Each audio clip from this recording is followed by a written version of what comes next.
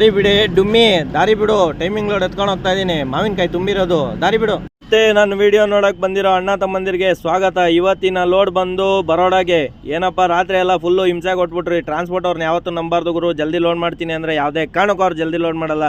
ರಾತ್ರಿ ಹೆಂಗೋ ತಲೆ ಮಾಂಸ ಮಾಡಿರೋದು ತಿನ್ಕೊಂಡು ಹೋಗೋ ಅಂತ ನನ್ನ ಹೆಂಡತಿ ಕೇಳಿದ್ರೆ ಇಲ್ಲ ಲೋಡ್ ಬಂದ್ಬಿಟ್ಟೈತೆ ಅಂದ್ಬಿಟ್ಟು ಅವಳನ್ನ ಬೈದ್ಬಿಟ್ಟು ಬಂದೆ. ಆಮೇಲೆ ಇಲ್ಲಿ ಬಂದಮೇಲೆ ಉಪವಾಸ ಮಲಗದೆ ಗುರು. ಆಮೇಲೆ ಇದ್ಕೊಂಡು ಕಾಟ ಗೀಟ ಎಲ್ಲ ಆಯಿತು, ಸ್ಲಿಪ್ ಎಲ್ಲ ಇಸ್ಕೊಂಡು ಇನ್ನೇನು ಡ್ಯೂಟಿ ಸ್ಟಾರ್ಟ್ ಆಯಿತು. ಇನ್ನು ಗಾಡಿ ಹತ್ಬೇಕಾದ್ರೆ ಒಂದು ವೀಡಿಯೋ ತೆಗಿಯೋಣ ಅಂದೆ. ಆ ಮನುಷ್ಯನು ವೀಡಿಯೋ ಇಟ್ಕೊಂಡು ಇನ್ನು ಹೋಗೋಣ ನಡೀರಿ ಚಲೋ.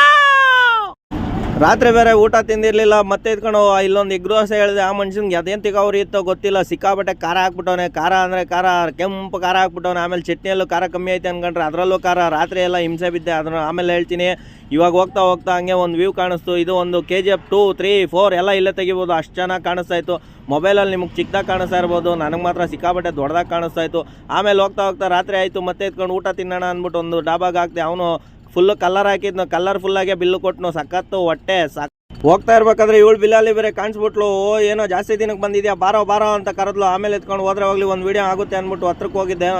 ಆಮೇಲೆ ಎತ್ಕೊಂಡು ಬಾರೆ ಸೆಲ್ಫಿ ತೆಗಿತೀನಿ ಅಂತ ಕರೆದ್ಲು. ಅವಳು ಹಿಂದೆ ತಿರುಗಿ ನೋಡ್ದಂಗೆ ಓಡೋದ್ಲು. ಅವಳೇನಾದರೂ ಹಿಂದೆ ಮುಂದೆ ತಿರುಗಿದ್ರೆ ನಾನು ಓಡೋಗ್ಬಿಡ್ತಾ ಇದ್ದೇನೋ ನನಗೆ ಗೊತ್ತಾಗಿಲ್ಲ.